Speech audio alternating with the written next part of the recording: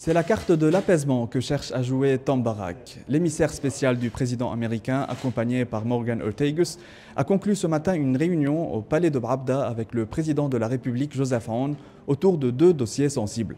Le désarmement des milices, notamment du Hezbollah, et le renouvellement du mandat de la FINUL prévu pour la fin de ce mois.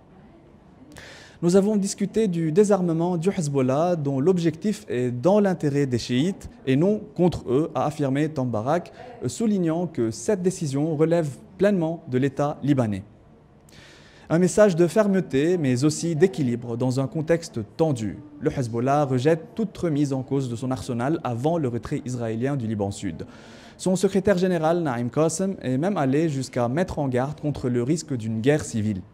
Le gouvernement libanais a franchi la première étape, a fait valoir Tom Barak, estimant qu'il appartient désormais à Israël de s'y conformer.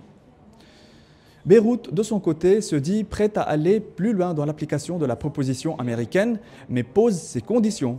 Retrait israélien du Sud, libération des prisonniers et arrêt des opérations israéliennes. Tom Barak a par ailleurs assuré que la reconstruction concernera tout le Liban, pas seulement le Sud, avant d'ajouter que le retour à la prospérité et à la paix est proche. Après Bravda, la délégation américaine poursuivra sa tournée auprès du chef du Parlement Nabih Berri et du Premier ministre Nawaf Salam.